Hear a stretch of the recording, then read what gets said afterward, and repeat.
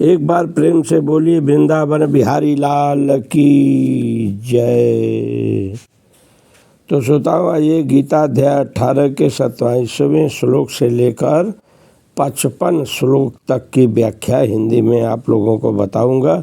जैसा कि 27वां श्लोक है गीता अध्याय 18 का। श्रोताओं, जो कर्ता कर्म तथा कर्मफल के प्रति आसक्त होकर फलों का भोग करना चाहता है तथा जो लोभी सदैव ईर्ष्यालु अपवित्र और सुख दुख से विचलित होने वाला है वह राजसी कहा जाता है। ये भगवान श्री कृष्ण की वाणी है। श्रोताओं, ये अर्जुन को गीता का उपदेश दे रहे हैं। ये अपने मुख से जो है खुद अर्जुन को बता रहे हैं, कह रहे हैं जो कर्ता सदा शास्त्रों के आदेशों के विरुद्ध कार्य करता है, जो भौतिकवादी हठी कपटी तथा अन्यों को अपमान करने में पटु है तथा जो आलसी सदैव खिन्न तथा काम करने में दीर्घ सूत्री है, वह तमोगुणी कहलाता है। फिर कहने लगे, हे धनंजय सुनो, अब मैं प्रकृति के तीनों गुणों के अनुसार तुम्हें विभिन्न प्रकार की बुद्धि तथा घृति के विषय में विस्तार से बताऊंगा, तुम इसे सुनो।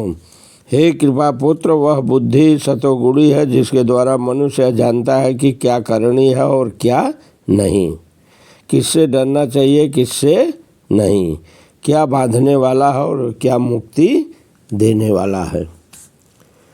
हे पिता पुत्र, जो बुद्धि धर्म तथा अधर्म, करणी तथा अकरणी कर्म के भेद नहीं कर पाती वह राजसी है। और जो बुद्धि मोह अहंकार के वशीभूत होकर अधर्म को धर्म और धर्म को अधर्म मानती है और सदैव विपरीत दिशा में प्रयत्न करती है, हे पार्थ वह तामसी है। फिर कहने लगे, हे पिता पुत्र, जो अटूट है जिसमें योगाभ्यास द्वारा अचल रहकर धारण किया जाता है, जो इस प्रकार मन प्राण तथा इंद्रियों के कार्यकलापों को वश में रखती है, वह घृति सात्विक है। लेकिन कहने लगे, हे अर्जुन, जिस घृति से मनुष्य धर्म अर्थ तथा काम के फलों में लिप्त बना रहता है वह राजसी है। और हे पार्थ, जो घृति स्वप्न भय शोक विषाद तथा मोह के परे नहीं जाती, ऐसी दुर्बुद्धि पूर्ण घृति तामसी है। हे भरतश्रेष्ठ, अब मुझसे 3 प्रकार के सुखों के विषय में सुनो, जिसके द्वारा बद्ध जीव भोग करता है और जिसके द्वारा कभी कभी दुखों का अंत हो जाता है। तो एक दिन कौन कौन है श्रोताओं, आइए जानिए। जो प्रारंभ में विष जैसा लगता है लेकिन अंत में अमृत के समान है, और जो मनुष्य के आत्म साक्षात्कार जगाता है वह सात्विक सुख कहलाता है। और जो सुख इंद्रियों द्वारा विषयों के संसर्ग से प्राप्त होता है और जो प्रारंभ में अमृत तुल्य तथा अंत में विषय तुल्य लगता है वह रजोगुणी कहलाता है। तथा जो सुख आत्म साक्षात्कार के प्रति अंधा है, जो प्रारंभ से लेकर अंत तक मोह कारक है और जो निद्रा आलस तथा मोह से उत्पन्न होता है वह तामसी कहलाता है। इस लोक में श्रोताओं, स्वर्गलोक में या देवताओं के मध्य में कोई भी ऐसा व्यक्ति विद्यमान नहीं है जो प्रकृति के 3 गुणों से मुक्त हो। बहुत इम्पॉर्टेंट गीता अध्याय 18 का 40वां श्लोक है। श्रोताओं, न ददस्ति पृथिव्याम वा दिवि देवी शिवा पुनः सत्वं प्रकृति जैर्मुक्तम यदेभि स्यात् त्रिभिर्गुणोः, ऐसा करके श्लोक बताए हैं। फिर कहने लगे, हे परतंत्र ब्राह्मणों क्षत्रियों वैश्यों तथा शूद्रों में प्रकृति के गुणों के अनुसार उनके स्वभाव द्वारा उत्पन्न गुणों के द्वारा भेद किया जाता है। शांति प्रियता आत्मसंयम तपस्या पवित्रता सहिष्णुता सत्यनिष्ठा ज्ञान विज्ञान तथा धार्मिकता, ये सारे स्वाभाविक गुण होता हूँ जिनके द्वारा ब्राह्मण कर्म करते हैं। ब्राह्मण तो कर लिए कर्म, क्षत्रिय कैसे कर्म करते हैं, उनका क्या गुण है ये जानिए। वीरता शक्ति संकल्प दक्षता युद्ध में धैर्य उदारता तथा नेतृत्व ये क्षत्रियों के स्वाभाविक गुण है श्रोताओं। और शूद्रों के फिर क्या है श्रोताओं, आइए इनके बारे में जाने। कृषि करना गो रक्षा तथा व्यापार वैश्यों के स्वाभाविक कर्म है और शूद्रों का कर्म श्रम तथा अन्यों की सेवा करना है श्रोताओं।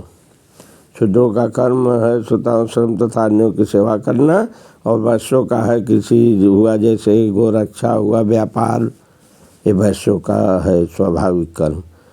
तो श्रोताओं अपने अपने कर्म के गुणों का पालन करते हुए प्रत्येक व्यक्ति सिद्ध हो जा सकता है। अब तुम मुझसे सुनो कि वह किस प्रकार किया जा सकता है। ये भगवान श्री कृष्ण की वाणी है श्रोताओं, ध्यान देना।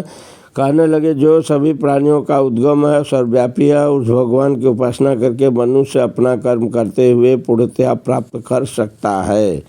अपने वृत्तिपरक कार्य को करना, चाहे वह कितना ही त्रुटफुट ढंग से क्यों न किया जाए, न किसी के कार्य को स्वीकार करने और अच्छी प्रकार करने की अपेक्षा अधिक श्रेष्ठ है। इसलिए श्रोताओं अपने स्वभाव के अनुसार निर्दिष्ट कर्म कभी भी पाप से प्रभावित नहीं होते। ऐसा करके भगवान श्री कृष्ण बताया। फिर कहे प्रत्येक उद्योग किसी न किसी दोष से आवृत होता है, जिस प्रकार अग्नि धुएं से आवृत रहती है। अतएव हे कुंती पुत्र, मनुष्य को चाहिए कि स्वभाव से उत्पन्न कर्म को भले ही वह दोषपूर्ण क्यों न हो, कभी उसको त्यागना नहीं चाहिए। जो आत्मसंयमित तथा अनासक्त हैं श्रोताओं, जो समस्त भौतिक भोग को परवाह नहीं करता, वह संन्यास के अभाव द्वारा कर्मफल से मुक्ति की सर्वोच्च सिद्धि अवस्था प्राप्त कर सकता है। हे कुंती पुत्र, जिस तरह इस सिद्धि को प्राप्त हुआ व्यक्ति परम सिद्धावस्था अर्थात ब्रह्म को जो सर्वोच्च ज्ञान की अवस्था है प्राप्त करता है, उसका मैं संक्षेप में तुमसे वर्णन करूँगा, तो उसे तुम जानो। कहने लगे अपनी बुद्धि से शुद्ध होकर तथा धैर्यपूर्वक मन को वश में करते हुए इंद्रिय तृप्त के विषयों का त्याग कर राग तथा द्वेष से मुक्त होकर जो व्यक्ति एकांत स्थान में वास करता है श्रोताओं, जो थोड़ा खाता है, अपने शरीर मन वाणी को वश में रखता है, जो सदैव समाज में रहता है तथा पूर्णतया विरक्त, मिथ्या अहंकार, मिथ्या शक्ति, मिथ्या गर्व, काम, क्रोध तथा भौतिक वस्तुओं के संग्रह से मुक्त है, जो मिथ्या स्वाभाविक की भावना से रहित तथा शांत है, वह निश्चय ही आत्म साक्षात्कार के पद को प्राप्त होता है। फिर कहने लगे इसका जो दिव्य पद पर स्थित है, वह तुरंत पर ब्रह्म का अनुभव करता है और पूर्णतया प्रसन्न हो जाता है। वह न तो कभी शोक करता है और न किसी वस्तु की कामना करता है। वह प्रत्येक जीव पर समभाव रखता है। उस अवस्था में वह मेरी शुद्धि भक्ति को प्राप्त करता है। इस तरह शुद्ध भक्त को भगवान को वह प्राप्त कर लेता है श्रोताओं। फिर कहने लगे जो है केवल भक्ति से मुझ भगवान को यथारूप में जाना जा सकता है, केवल भक्ति से श्रोताओं। जब मनुष्य ऐसी भक्ति से मेरे पूर्ण भावनामृत में होता है तो वह वैकुंठ जगत में प्रवेश कर सकता है, अन्यथा कर नहीं सकता। इस तरह श्रोताओं समय का अभाव है, देखते हुए समय को कथा यहीं पर विराम की जाती है। अब श्रोताओं जो है 56वें श्लोक से लेकर अंतिम श्लोक तक की व्याख्या मैं आपको अगले वीडियो में बताऊंगा। तब तक के लिए एक बार प्रेम से बोलिए वृंदावन बिहारी लाल की जय।